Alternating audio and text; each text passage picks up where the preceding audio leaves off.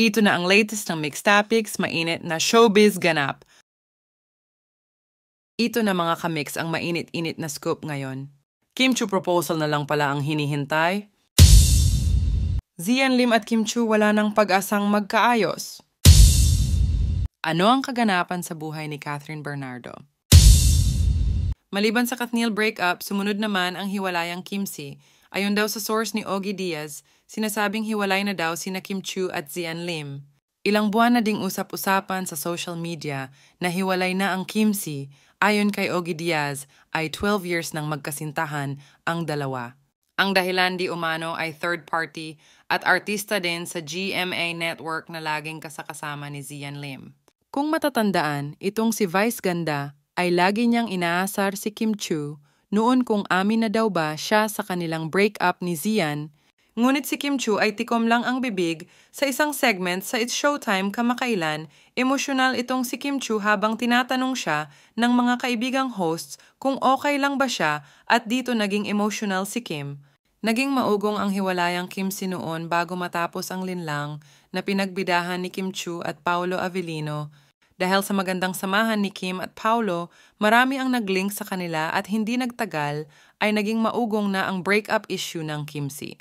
Maraming mga fans kasi ang nagsasabi na ang lakas ng chemistry nila Paolo at Kim sa linlang, kaya naman hindi malayong magkagustuhan daw ang dalawang bida ng linlang. Bali-balita naman na hindi na daw nakapaghintay si Kim dahil ang hinihintay lang naman daw niya ay ang proposal ni Zian Lim sa nang 12 years na magkarelasyon. Siyempre ang babae, ang iniisip ay sa simbahan na ang tuloy. Dahil ang babae daw ay hindi naman mag-e-invest ng ganong katagal na panahon kung naglalaro lang ito. Ang nilulook forward daw ni Kim at mga fans ng 15 ay ang proposal sana ni Zian na hindi naman daw nangyari kaya nauwi na lang daw sa hiwalayan.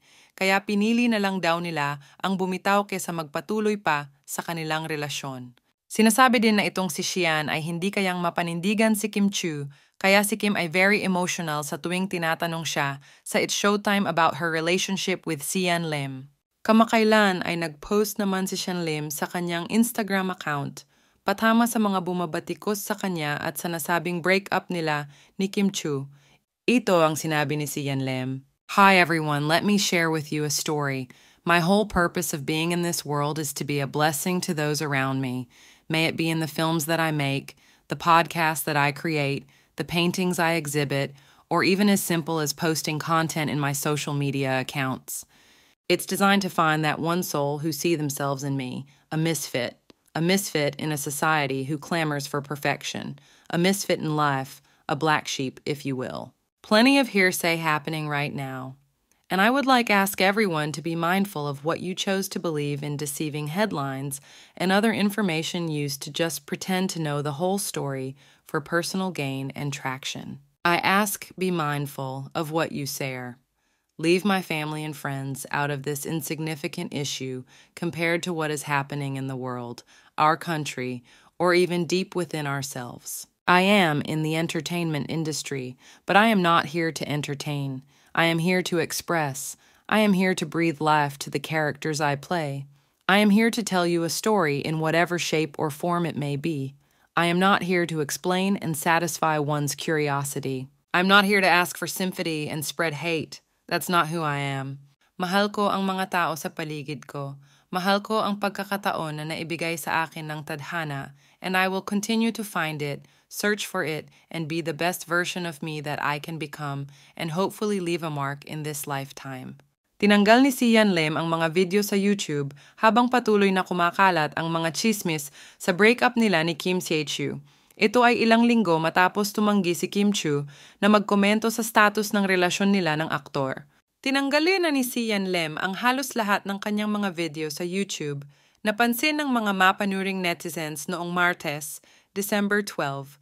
Ang YouTube channel ni Lim ay nagtatampok na lamang ng isang full-length na Draw My Life video na naipost noong 2016 kung saan idinitalye ng aktor ang mga mahahalagang sandali sa kanyang buhay mula sa paglipat sa US at pabalik sa Pilipinas para maglaro ng basketball hanggang sa kanyang unang audition bilang aktor. Maliban dito, Mayroon din siyang 2 YouTube shorts sa kanyang channel, isang inspirational self-improvement video at isang montage ng kanyang pagmamaneho sa kanyang motorsiklo. Ginawa ito ni Sian Lim, ilang linggo lamang matapos tumanggi ang kanyang longtime girlfriend na si Kim Chiu na magkomento sa mga kumakalat na chismis sa breakup sa pagitan nila. Ito naman ang saad ni Kim sa panayam ng ABS-CBN News noong November 24. Sa amin na lang yun sa ngayon, napataas din ang kilay ni Lim nang mag-post siya ng video ng kanyang sarili sa Instagram noong November 28 na ipinakilala ang kanyang lover na isang dummy pala ng ventriloquist. Itinampok sa video ang isang serye ng mga clip ni Lim na magkahawak kamay sa dummy habang tumutugtog sa background ang kantang Lover ni Taylor Swift. Tinurn off na rin ni Lim ang comment function sa lahat ng kanyang mga posts sa Instagram.